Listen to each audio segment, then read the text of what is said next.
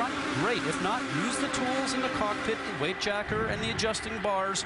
Maybe make it a little bit better. Looking for Dan Weldon. Started 34th in this field. He has moved up 10 spots. You're on board with him. And one thing he was worried about going into this race was all that dirty air created by 34 cars. But right now, the position he's in, he actually has a small advantage because everybody else is opening the air up in front of him. And he, oh, here we go. Trouble contact and a huge crash. Up in turn number 2. Oh, multiple cars involved. Oh, my.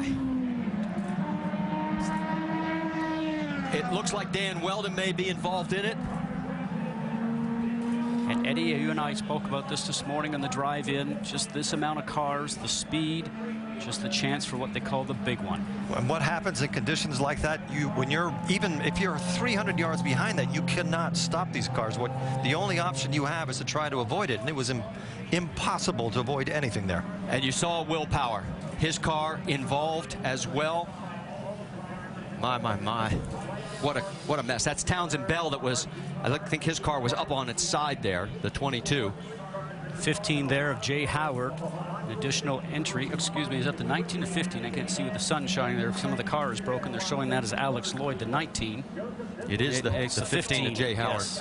One of the cars actually flew for about 200 yards in the air. Red flag is out here at Las Vegas Motor Speedway on lap number 12. And from high above, you can see the carnage. We talk about the car going through the air. Eddie, you know that these cars run so low down to the ground. We mentioned before we saw them hitting the ground and sparking, that anything underneath the car, underneath the floor, underneath the tub, really just gets the air underneath the car itself, and up it will go. We saw J.R. Hildebrand out of his car. There is Dario Franchitti. Somehow he managed to get through the carnage, but sure, guys, I mean, there's just nothing I can do. Will Power did not. 10-4. They are going to stop you at pit lane on the right-hand side. They want the drivers to stay in the cars. What Franchitti was alluding to is there's nothing he can do avoiding the debris that's on the track. Well, there is debris everywhere. You can see just how many cars are literally torn apart. And this was the one thing, and there is the 18 of James Jakes. Now, he had a crash early in practice on Friday. That is actually a KV Racing backup car that they put together for him. Now, I don't see much damage on there, but he's out of the cockpit. And look at this from high above. And this was the one thing we were fearing when we saw qualifying and the two championship contenders in the middle of the field.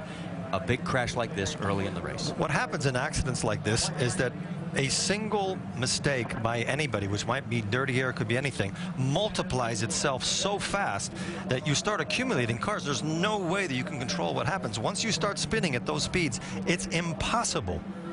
It's impossible to solve the problem. And when we were watching that, Eddie, I'm not sure that anybody made a mistake, because I started to see some sparks. I was wondering if actually there was a suspension failure or a failure on a car, and the sparks I saw, and then all of a sudden people started to collide with each other. So not sure if it was a driver error. There's Paul Tracy to the right there.